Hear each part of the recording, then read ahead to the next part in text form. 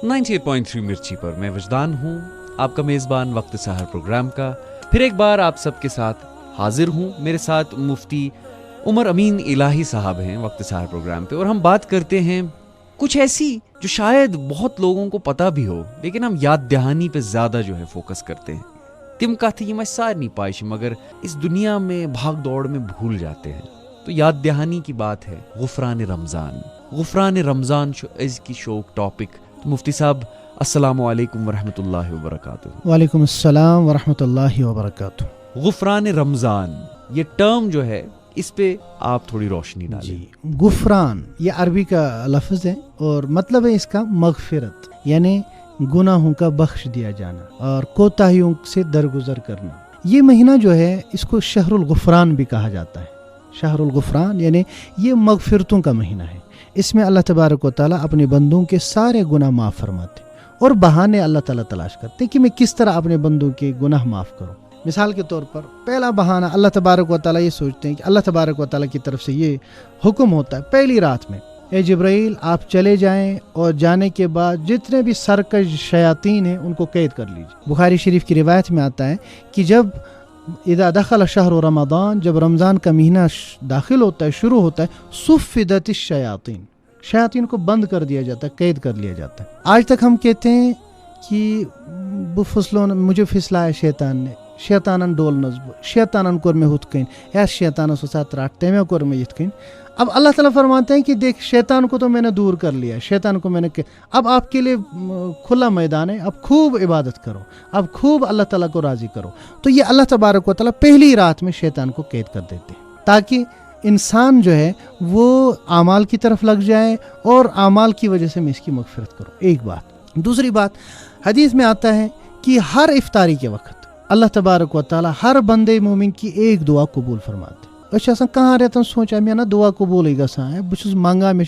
यहाँ अल्लाह के नबी सल्लल्लाहु अलैहि वसल्लम का वादा है कि अल्लाह तबारक व तआला आपकी एक दुआ इफ्तारी के वक्त कबूल फरमाएंगे। तो बैठे इफ्तारी के वक्त 10 मिनट पहले 10 मिनट निकालें और उस वक्त अल्लाह के सामने रोएं। अल्लाह रोना ना आए, कम से कम रोने की शक्ल बनाएं और अल्लाह ताला से मांगे कौन सी चीज़ है जो अल्लाह ताला नहीं दे सकते। पूरी दुनिया में जिसको जो कुछ दिया है अल्लाह ही ने दिया है, तो हमें क्यों नहीं देंगे। तो इस यकीन के साथ आप दुआ करें कि मेरी सारे गुनाहों की बख्शिश भी हो और जो कुछ मुझे चाहिए अल्लाह तबारक व तआला अता फरमाए।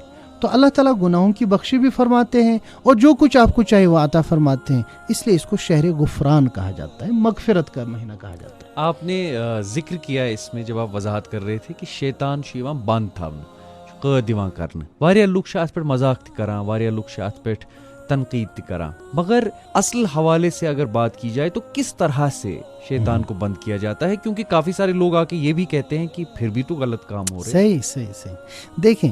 देखिए एक बात याद रखनी चाहिए हम में से हर किसी मुसलमान को कि जब कोई बात कुरान पाक में बयान की गई और अहादीस मुबारका में रसूलुल्लाह सल्लल्लाहु अलैहि वसल्लम ने बयान फरमाई, तो हमें पहले उस पर ईमान लाना चाहिए चुपचाप। गोड तथ पे यस तो पास था पुरानी दपान यस तो पास थो अत पे।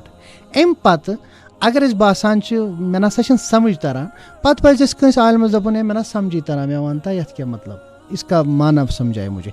लेकिन जो हमें पहले ही कहते हैं ना कि ना ये मुझे नहीं, ये मेरी समझ में नहीं आता लिहाजा ये गलत है, नहीं, ऐसा नहीं होना चाहिए। हमारा जहन ये होना चाहिए कि भाई कोई बात आई ना अल्लाह की तरफ से, अल्लाह के नबी सल्लल्लाहु अलैहि वसल्लम की तरफ से, बस हम फ़ौरन उसको कबूल करें।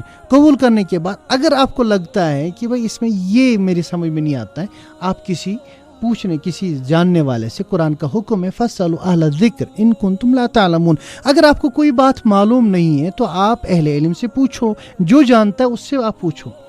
अब देखें इंसान गुनाह जो करता है वो दो चीज़ों की वजह से आम तौर पर करता है।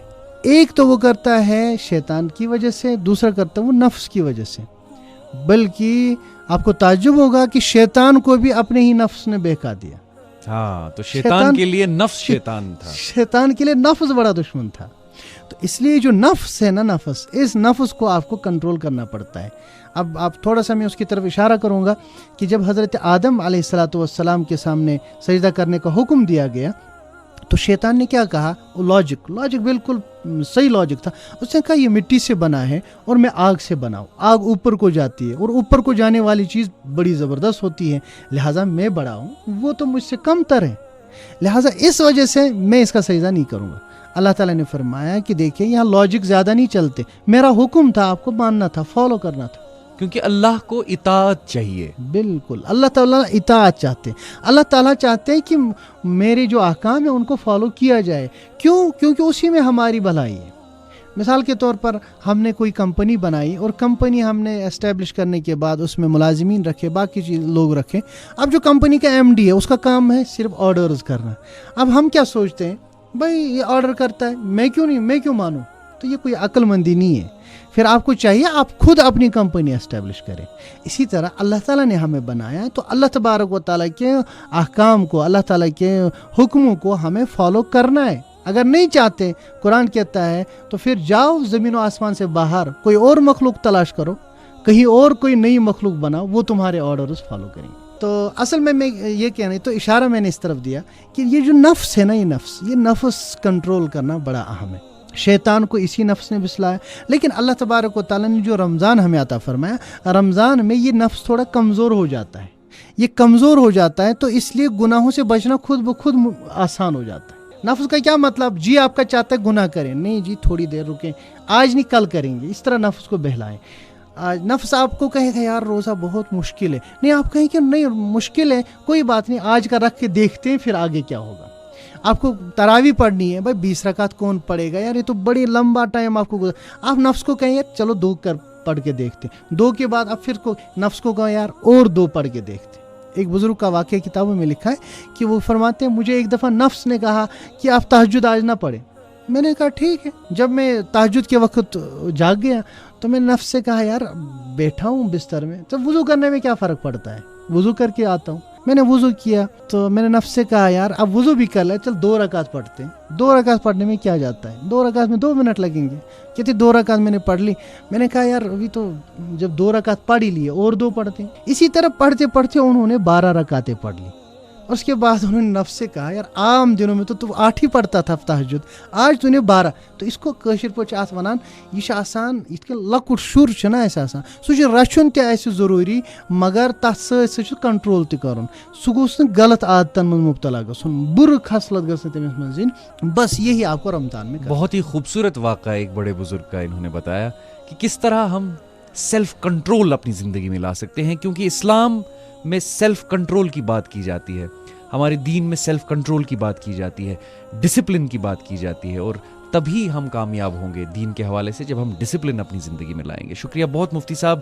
کل پھر وقت سحر پروگرام لے کے میں آپ کا میزبان وجدان آپ کے ساتھ شامل ہوگا. مجھے اجازت دیں, کل تک کے لیے خدا حافظ.